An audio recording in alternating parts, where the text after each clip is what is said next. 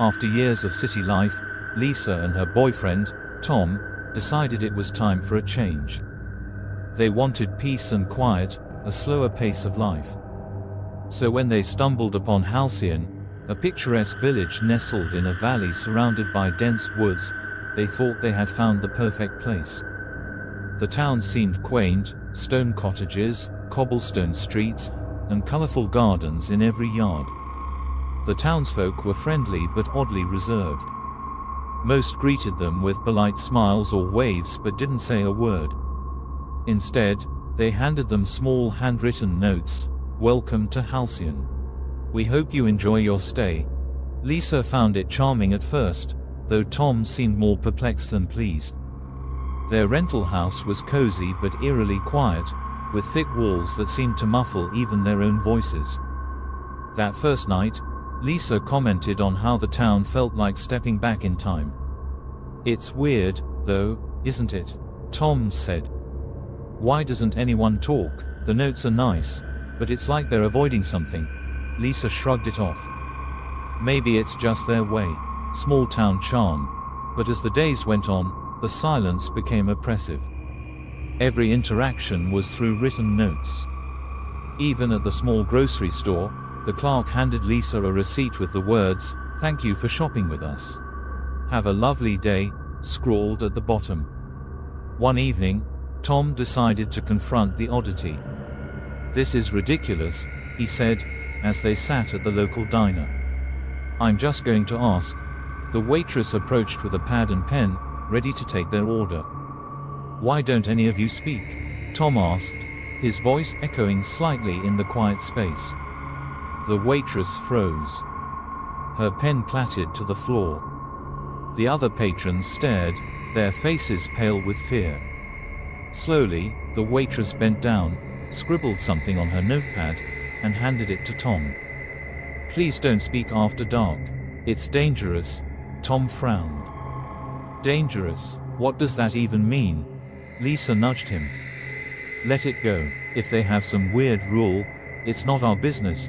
Reluctantly, Tom dropped it. But that night, neither of them could sleep. At exactly midnight, Lisa woke to a strange noise, a faint humming, almost like a distant chant. She nudged Tom awake. "Do you hear that?" she whispered. He nodded, sitting up. The sound seemed to come from outside. Curiosity got the better of them, and they peeked through the curtains. The streets were empty, bathed in pale moonlight. But shadows moved, long, twisting shapes that slithered unnaturally across the cobblestones. "What the hell is that?" Tom whispered. Lisa shook her head, her heart pounding. As they watched, one of the shadows stretched toward their house, reaching for the window. "Get away!" Lisa screamed, slamming the curtains shut. Instantly, the humming stopped. The next morning, they found a note slipped under their door. "Please do not scream. You will draw them closer." Lisa showed it to Tom, her hands trembling. "We have to leave now." But their car wouldn't start. The engine sputtered uselessly, as if drained of power. A mechanic from the village came to check it out, communicating only through notes. "It will take a few days to fix. Stay indoors at night. Do not speak." That evening, as the sun set, Lisa and Tom tried to distract themselves by playing cards. But as darkness fell, the humming began again, louder this time. Tom stood up. "I'm not sitting here while those things are outside." "Tom, no. We have to stay quiet." Ignoring her, he opened the front door and shouted into the night, "What do you want? Leave us alone." The humming stopped. Then the shadows appeared, dozens of them, writhing and twisting toward the house. They moved unnaturally, flickering and stretching like smoke, but they carried an unmistakable malice. "Shut the door, Tom," Lisa screamed, her voice trembling. Tom slammed the door just as one of the shadows lunged, its tendrils slipping through the gap and wriggling inside. He grabbed a chair and shoved it against the door as Lisa scrambled to close all the windows. The house fell deathly silent. For a moment, They thought they were safe. Then the whispers began. They came from everywhere at once, the walls, the floor, the ceiling. They weren't words, but a low, guttural murmur that seemed to seep into their very bones. "Tom," Lisa whispered, clutching his arm, "we shouldn't have spoken. They warned us." "What are they?" Tom whispered back, his voice barely audible. "I don't know," Lisa said, tears streaming down her face. "But they're here now." The whispers grew louder, more insistent, until they were no longer whispers but an overwhelming cacophony. The shadows outside pressed against the windows, their forms warping and pulsing as if trying to break through. Suddenly, the lights in the house flickered and died, plunging them into darkness. Lisa clung to Tom as the room seemed to close in around them. A single word cut through the chaos, low and resonant, "Out." Lisa gasped. "They're talking now." Tom nodded, his face pale. "They want us gone. But we can't leave," Lisa cried. "The car doesn't work, and it's too dangerous out there." "Then we stay quiet," Tom said. "No matter what happens." The night dragged on, the shadows clawing at the walls, their movements growing more erratic and desperate. Lisa and Tom huddled together, covering their ears to block out the terrible sounds. As dawn approached, the shadows began to retreat, slinking back into the forest as the first rays of sunlight touched the town. The humming ceased, and an eerie calm settled over the village. Exhausted and terrified, Lisa and Tom found another note slipped under their door: "You survived. But you must leave. You will not survive a second night."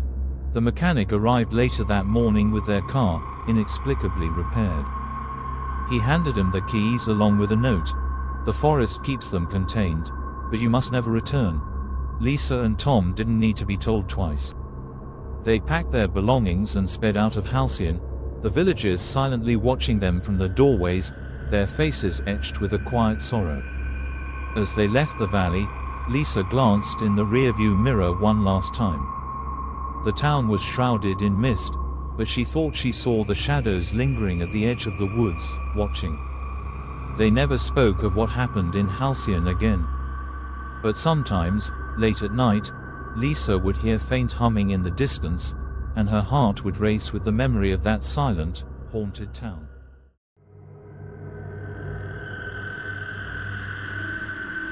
The Miller family had just moved into their new home, a charming old farmhouse nestled in the countryside. It had been a dream for years: fresh air, wide open spaces, and plenty of room for their kids, Ella and Max, to grow. But almost as soon as they settled in, strange things began to happen. The first call came just after midnight on their second night there. Emily Miller, half asleep, reached over to the nightstand and answered. "Hello," she murmured. A faint, raspy whisper responded. "Leave, they're coming." "Excuse me, who is this?" Emily asked, sitting up, her heartbeat quickening. The line went dead. She shook her husband, Adam, awake. "Weirdest thing. Someone just called and said, they're coming. Probably a prank," Adam mumbled, rolling over. "Go back to sleep."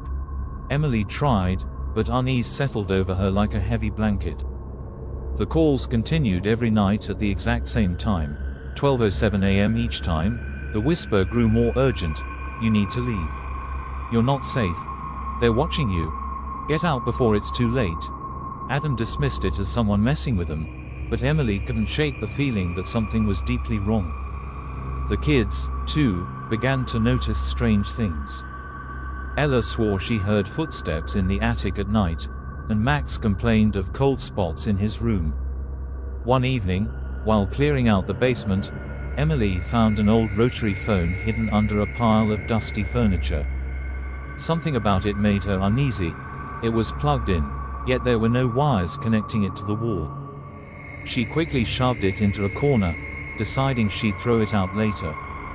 The next night, the whisper was louder. Angrier. "Why aren't you listening? They're here." Emily slammed the phone down, her hands trembling. She turned to Adam. This isn't just a prank. Something's wrong. We need to leave. Adam was about to argue when Max screamed from upstairs. They raced to his room to find him cowering under his blanket. There was someone in the corner, he sobbed. I saw them, they were staring at me. Emily's heart sank. She flipped on the lights, but the room was empty. It's okay, sweetie, it was just a bad dream, she said, though she didn't believe her own words. That night, they all slept in the living room, too afraid to stay in separate rooms. When the phone rang at 12:07, Emily let it go to voicemail. The ringing stopped, and the old rotary phone in the basement began to ring instead. Adam and Emily stared at each other in horror. That thing isn't even connected, Adam whispered. Summoning every ounce of courage, Emily went to the basement, Adam close behind her. The phone rang loudly in the otherwise silent room. Trembling, Emily picked it up. Hello? For the first time, the whisper was clear.